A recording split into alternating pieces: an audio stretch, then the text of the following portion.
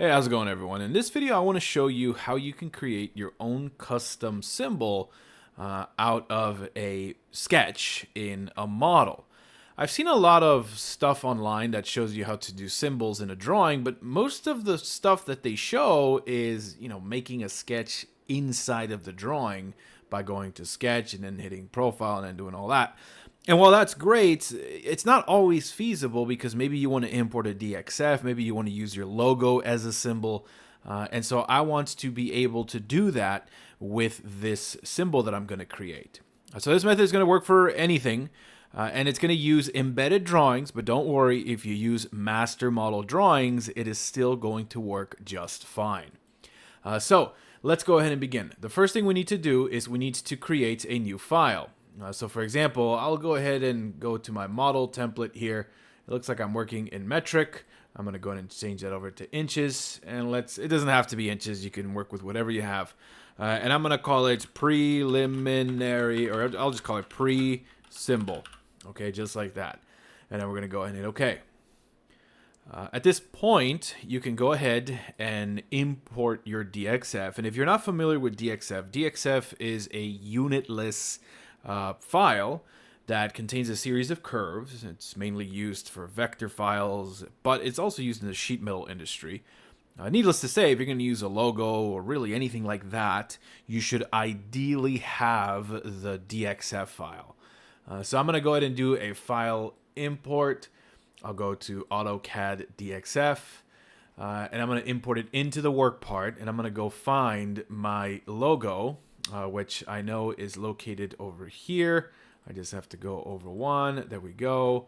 And then there's marketing, and then of course there's logo. Oh, I think I'm actually in the wrong directory there. Let me go ahead and find the correct one. Here it is, right here. There it is, Jive's logo 2. So I can go ahead and click that and then hit OK. Let's preview it. Let's see what it looks like. And that is indeed what I'm aiming for. So I'm going to go ahead and hit finish.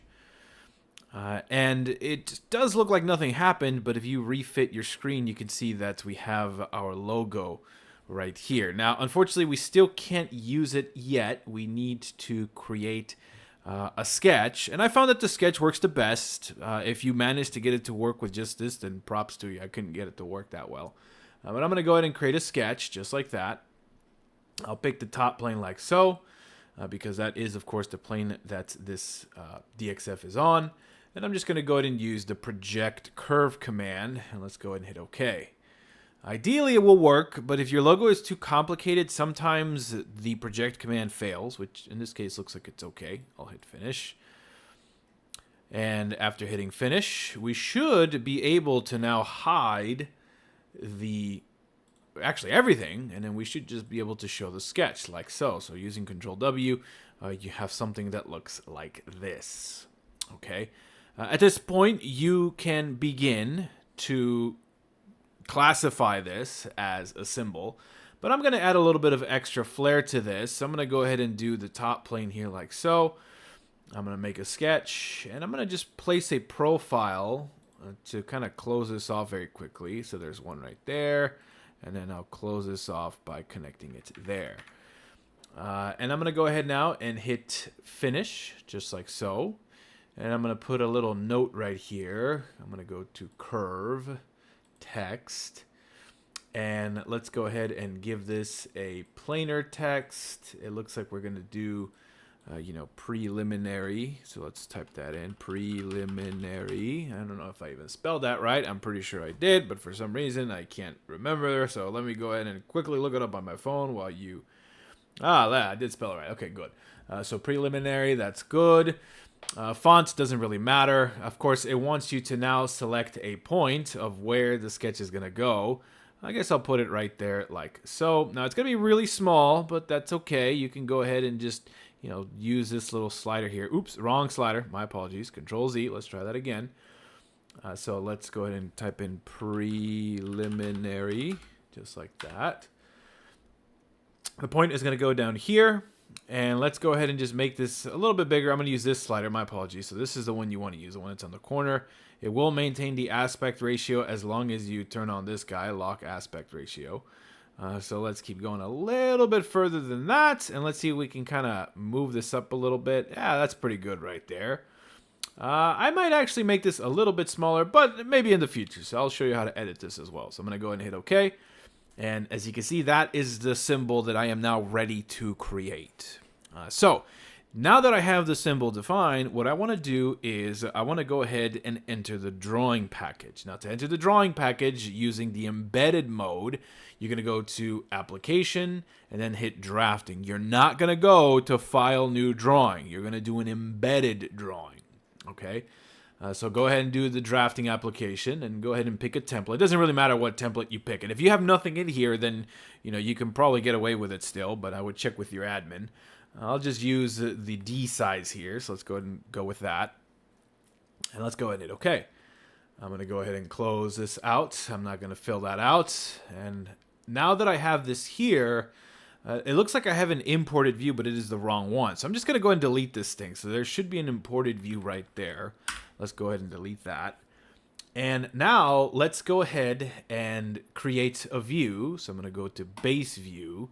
And you can see that it's pretty massive, but it looks over here like you can do an infer view scale. So let's go with that. And it looks like since I sketched on the top plane, my quote-unquote symbol or soon-to-be symbol is going to be on the top plane. I'll go ahead and place it there like so. At this point, we now have pretty much everything that we would need in order to make this as a symbol, but we still need to do a little bit of cleanup work. I'm going to hit Control W here, and let's just check if we can hide the curves. I have found that if you hide the curves, it's a little bit better, as you only use the sketch, but sometimes it can be a bit of a pain in the butt. So I'm going to go ahead and hit hide curves there. Unfortunately, it looks like that's not going to be feasible, so we're going to go ahead and just bring that back. So let's hope that it doesn't give us any problems with this. Let's see how it goes. So now that we have this guy here, we want to classify it as a symbol. But I want to add a little flair to it. Let me first update this guy. I'm going to hit update. Let's do an area fill, right? Maybe I want to fill in this text here like so. So you can take a look at my settings on that window that just popped up to see what I'm using there if you want it to look just like this. So after a couple of seconds, it will return the dark fill there. And this is good enough for me. So now I'm going to go ahead and go to the drafting tools, and I'm going to hit define right here. In the define section, you're going to go ahead and define where this symbol is going to go. So for example, I have my own custom symbol library here, and I have one here that says notices and symbols. So I'm going to go over here to symbols. You can see I already made a couple of these. And of course, you first need to give it a name. So I'll call it, preliminary. And then I'll also call the part file preliminary. I'll just go ahead and hit Control C and Control V on that. And now that we have that, it wants to know the symbol content. At this point, we can make a box around all of this like so. And you can see we have about 512 items. That's quite a few items, but remember, this is a DXF, so there's a lot of curves and sketches in there. So now we need to go over here and define an image. I'm going to do a region here, and I'm going to define my region. So I just need to make a box around what I want the picture to encapsulate. As you can see, there's my little preview there. And all this other stuff is, if you have text in here, then you can go ahead and change it. I don't really need this to be, modifiable. I want it to be just like it is. So I'm going to go ahead and hit OK. And now this thing is created. But we still have one little problem. And the problem is, since this thing is so massive, it can be a little bit of a pain in the butt to bring it in. All right. So if you actually have a nice DXF that is scaled nicely, it's not huge, then you're done. This symbol is created. But if you actually go and try it, and it looks huge, let me show you how to fix it. Well, first, let's see if that's actually the case. So if I go back to my drawing here that I was just doing, I can go over to my reuse library here. And I should have this guy in there. So if I go to symbols, there's preliminary. If I drag that in there, you can see this thing is massive, right? I mean, it looks weird. You can, of course, scale it from here if you want, right? So you can do, for example, that scale there. But, having to do that every single time can be a pain in the butt. So here's how you would fix it. You go back to your embedded drawing over here, which houses your symbol. And if you look over here in the symbols folder, you will right click on preliminary, and then you're going to go ahead and hit edit, just like so. Now first, we need to get rid of this fill here. So I'm going to just click it and delete it. And I'm going to scale this whole curve down. So I'm going to go ahead and look up scale curve here, just like so. And I'm going to highlight this entire thing like so. And I need to select a point for the uniform scale here. You know, let's just pick that one there. It doesn't really matter. And let's say that the scale is going to be maybe 0.1. Looks like it's pretty angry about that. Let's try that again. Okay. Let's do another scale curve. Maybe it doesn't like the fact that, you know, all of this is in its own little domain here. Let's try maybe feature curves. That might work better, huh? Let's see here. All right, so it's being a pain in the butt. Okay, I think we can probably get away with single curve, all right? And I think what's happening is it's grabbing these very weird lines. And remember, this is a DXF, so of course it wants to, you know, grab all those weird, interesting lines. DXFs, by their nature, always exhibit some type of style like that. So I'm just deselecting the things that are giving me issues here, that I think are giving me issues. And you can do that by holding the Shift key and just deselecting those items. All right, so now let's try that again. Let's pick a point. Let's say right there. That looks pretty good. And you can see that, yeah, it's pretty small, right? But that's okay. That's actually what we're aiming for. I'm going to go ahead and hit OK. And you can see that there's still remnants of some other stuff here. We can just get rid of this now. We don't need any of that, like so. And now we want to focus on this guy, this tiny little symbol, right? It's very tiny. But if you go in there, you can now go ahead and do an area fill, right? So let's do the area fill for this portion again. And now it will be nicely scaled down, so you will be able to bring that into your print. Let's hit OK on that. And after a couple of seconds, you can see that this thing is nice and ready to go. All we need to do now, after scaling it down, is simply go over into the drafting tools and hit Finish Edit.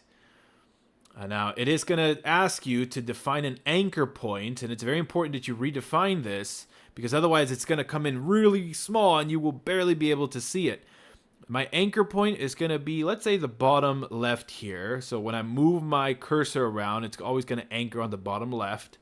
And the picture is still okay. I don't need to change that, so I'll go ahead and hit OK. And now you can see that I didn't even have to do anything. The symbol just scaled itself down.